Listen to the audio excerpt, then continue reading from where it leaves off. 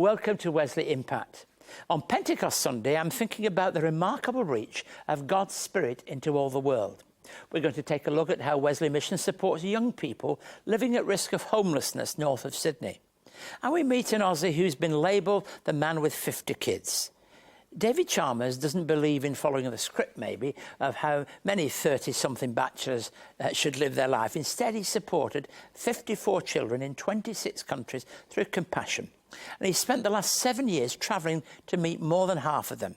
His book, Go Into All the World, details the stories of heartbreak, despair and tragedy, and how lives are being transformed and filled with a newfound hope for the future. David, welcome to the programme. Thank you for having me. Look, with Compassion that you support, they're working in 26 countries and care for an enormous number of babies, children and young people, something like 1.4 million. Mm-hmm. And like Wesley Mission, its origins are very humble. They're from a very, very basic beginning. How, for you, did all this begin? Okay, well, back in 2006, I was a university student and I was a Christian, but I wasn't necessarily living out my faith. So I was at the Willow Creek Global Leadership Summit, and there was a Compassion stand up the back, and God sort of spoke to me, challenged me to start living out my faith. So that day I decided to sponsor a child. Well, there's a big difference between sponsoring one child and sponsoring 54. So what happened then? Did you got involved and it just grew from there? Oh, look, it was really amazing. God really used Compassion.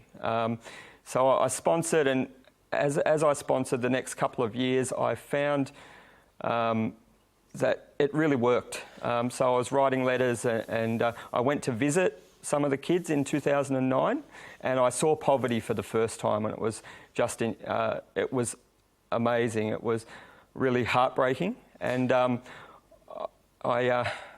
So was your first visit? Do you have a memory of the first visit? Yeah. Look, who was that then? Shayla in Bolivia, and yeah. I visited Dyla in Colombia and Rosa in El Salvador. And that's a good round trip. Oh, it was. It was really good. But then I guess after that I came back to Australia, and my eyes were really opened as to how we're blessed. And I guess I just went from there. So when you visited them for the first time, it was for you a bit in your face, a very big learning exercise. It certainly was. Now, did it change things? Now, you said you realised we're blessed, but did it make you look at the world a bit differently because of that? It did. Look, I grew up in a Christian home, pretty sheltered, but it was really, I wouldn't change it for anything.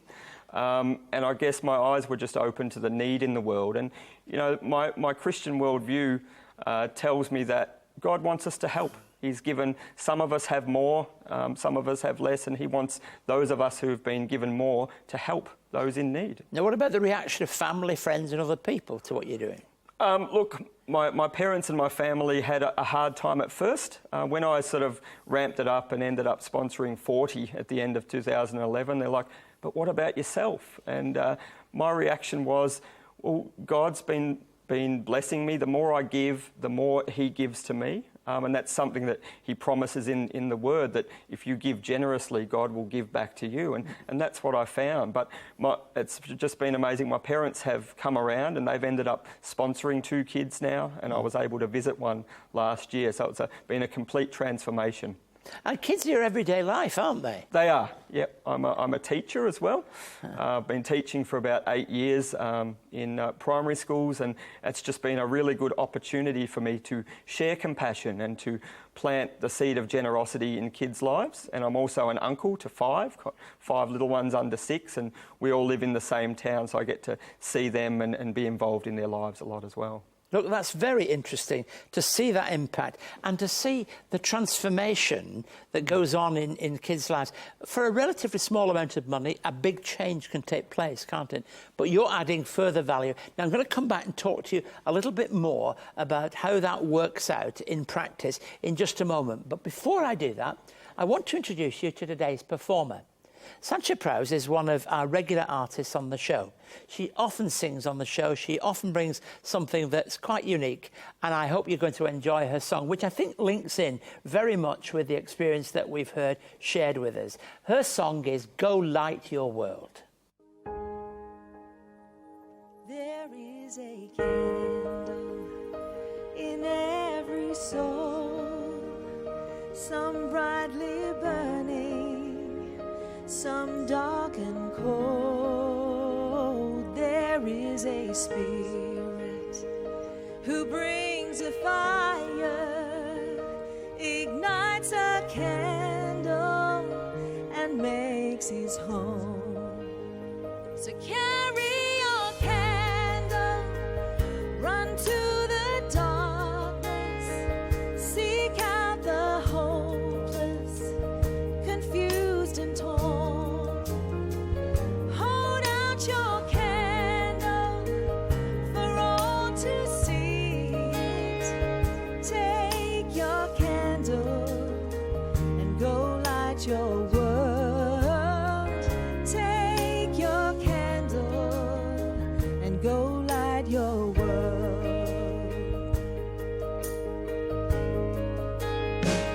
Frustrated brother, see how he's tried to light his own candle some other way. See now your sister, she's been robbed and lied to, still holds a candle without a flame.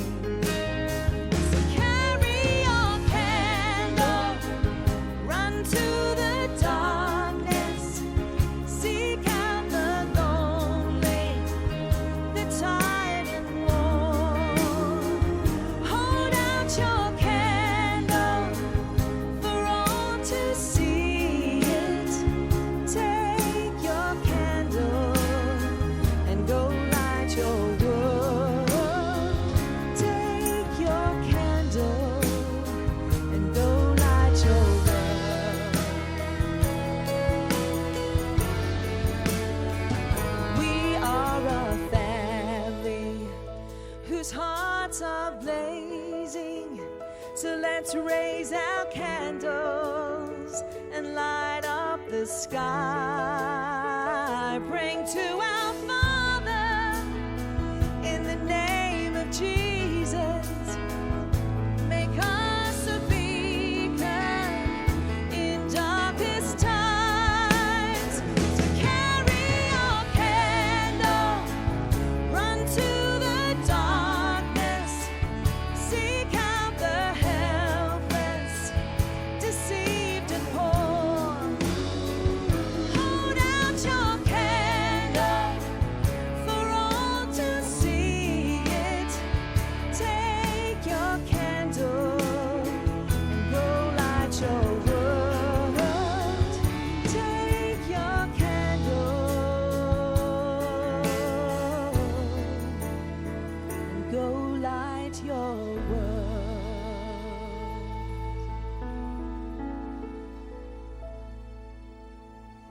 Be inspired by Keith Garner's new book, The Authentic Australian Evangelist, Alan Walker. Former Superintendent Alan Walker was once labelled the conscience of the nation, speaking out for the marginalised and the broken across social, political and international debate.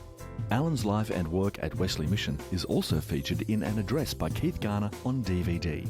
For more information, call 1800 021 821 or visit our website wesleymission.org.au. We try to feature all our guests online during the week following the show, and that'll be true for Sanchez. So if you want to know more information about her, that's where you'll find it. Now, Wesley Mission, like Compassion, is a faith-based organisation.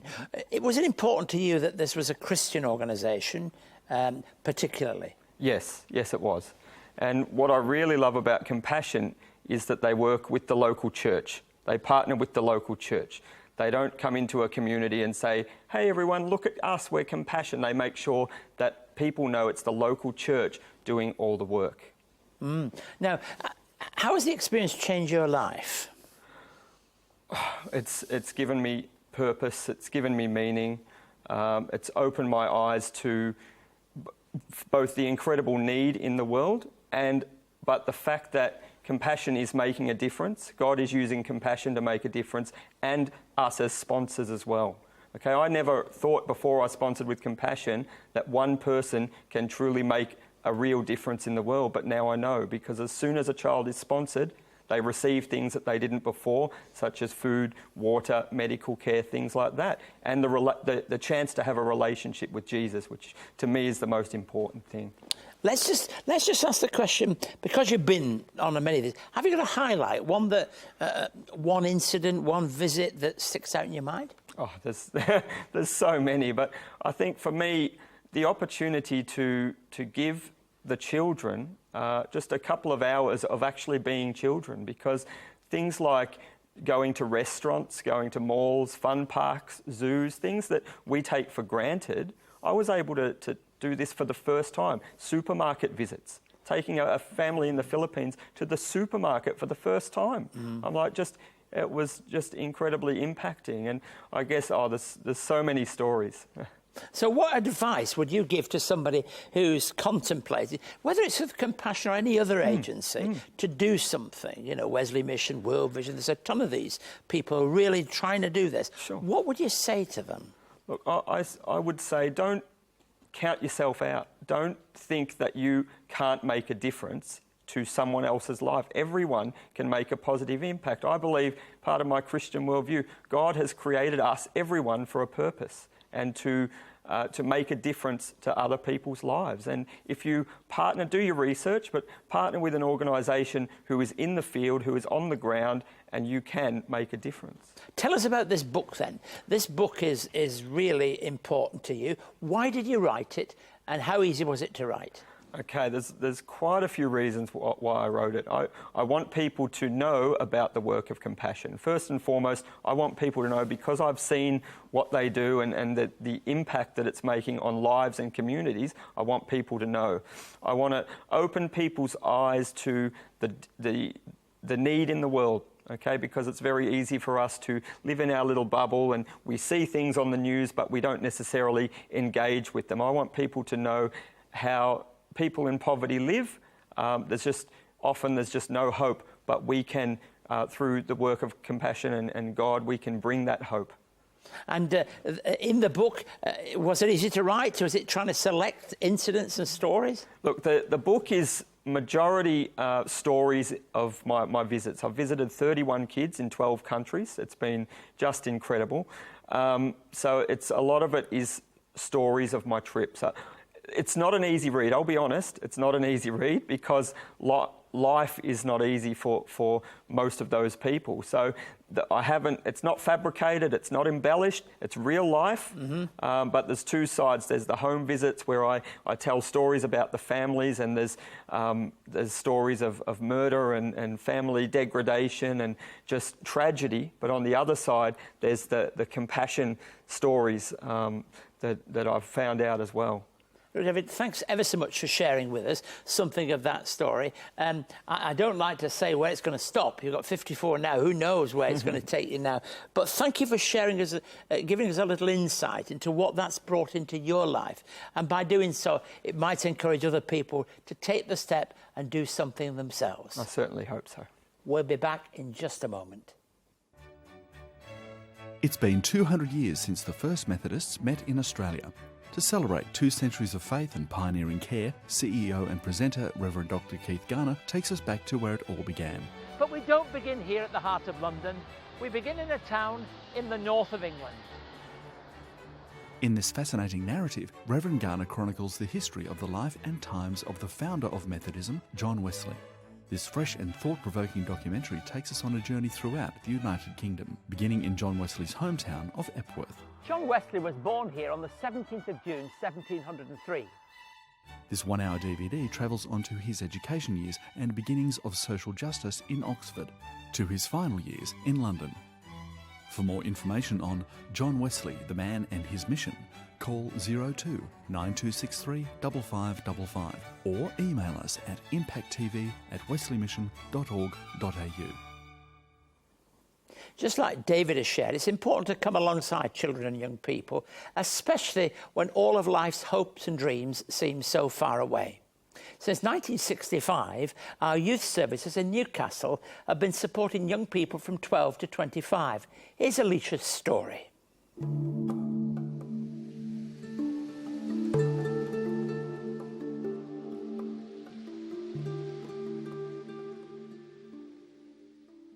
Alicia. When I was 8, slept in a bus shelter.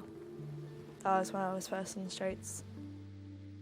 Decided to leave after pretty much being violated in my own bedroom by mysterious people who I wouldn't really know.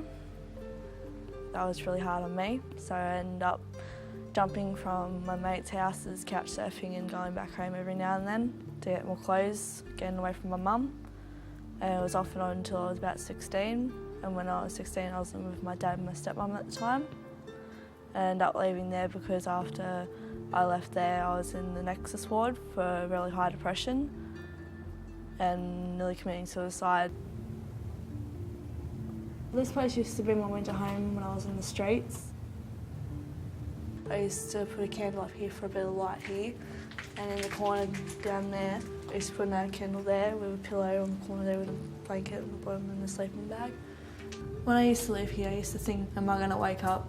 Am I going to get woken up in the middle of the night by a stranger?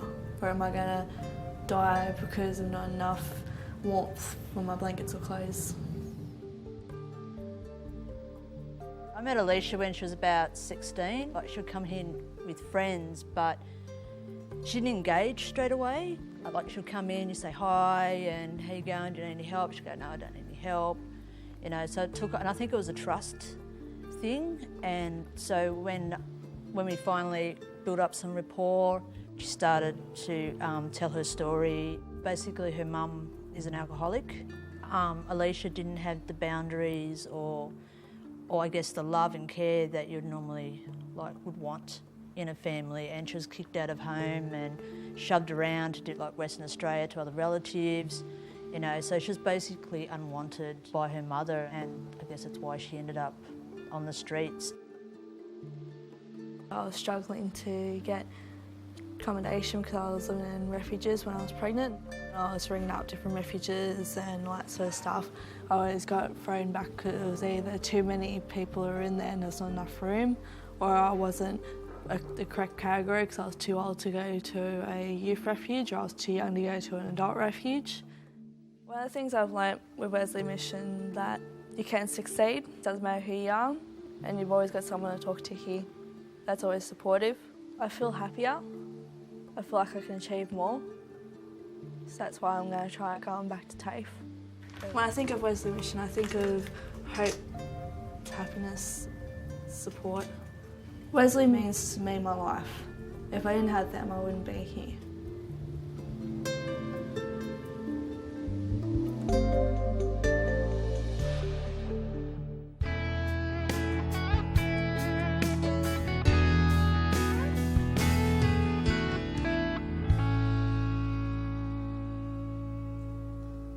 Pentecost is an important, in fact, it's a momentous Sunday for the Christian community, and it receives its name from actually a Jewish festival. The word originally comes from the Greek and it means 50, as Pentecost comes 50 days after the resurrection. For Christians, it marks the beginning of a whole season. But today we remember how the promise of the Spirit came upon those first disciples and those followers who could be said in some way to be the earliest church. What happened at the first Christian Pentecost is described for us in Acts chapter 2. And I simply want to read to you the first 4 verses of that chapter that paints a picture for us of what actually happened on that first day of Pentecost. When the day of Pentecost came, they were all together in one place. Suddenly, a sound like the blowing of a violent wind came from heaven and filled the whole house where they were sitting. They saw what seemed to be tongues of fire that separated and came to rest on each of them. All of them were filled with the Holy Spirit and began to speak in tongues as the Spirit enabled them. There's a number of things that's just worth noting. First of all, the day of Pentecost came after a time of waiting. The season of Easter runs all the way from Easter Day until this wonderful moment. But there was a time of waiting, and waiting can be so very hard. There are different kinds of waiting. There's waiting in the dentist's surgery, there's waiting for something to happen, but it's a time of expectation. And perhaps there may even be some anxiety in there too. The day of Pentecost came when they were all together in one place. Now, I think this is important. It's not just that they were all somehow on the same page. It's a bit more than that. They all came together with a united sense of purpose in that one place.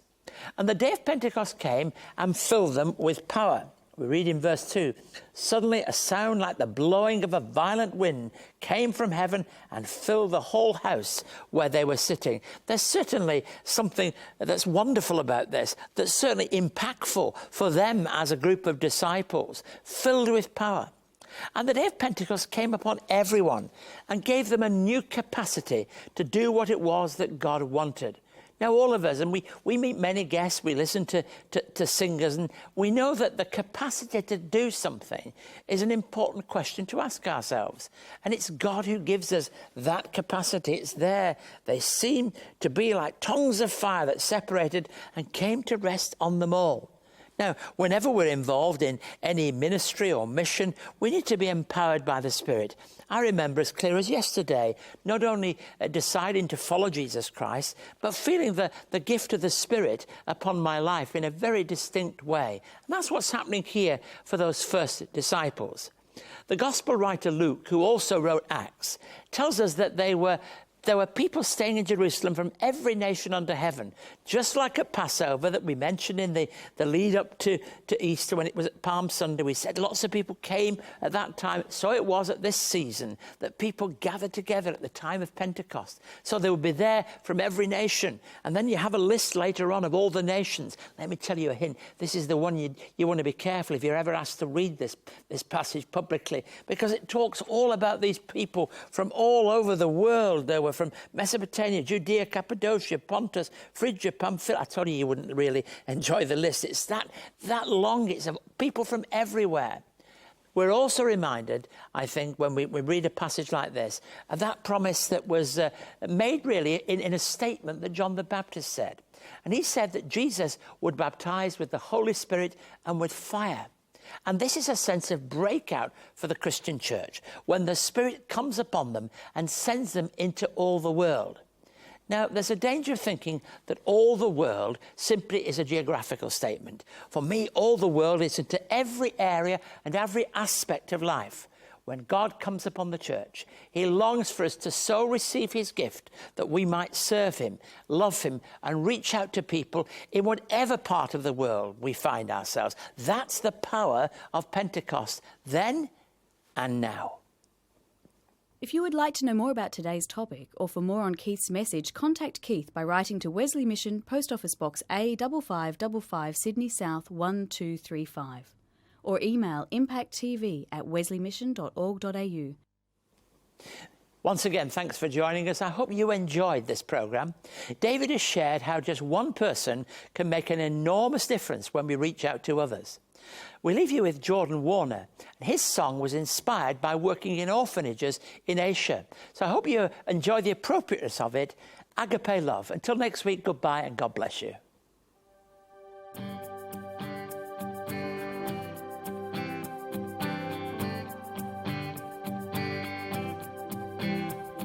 It's the love that you give when I get the feeling nothing's gonna plan. In the putting down and letting go and receiving from your hands. A love that's overwhelming that I don't understand. Agape love. It's the love that keeps on giving when I cannot make the choice. It's a refuge for the broken, for the orphan. A father's voice calls me from my slumber to stand and make a noise. Agape love. And this is love, not that I loved, but that you have first loved me. Giving all and wanting nothing in return. Perfect love, never failing, unrelenting as the sea. Oh, let your all-consuming agape love move me. It's a love that reaches deep inside of every longing heart, and it's unexplained and never tamed and meets us where we are. A love that is rebuilding, healing every scar, agape.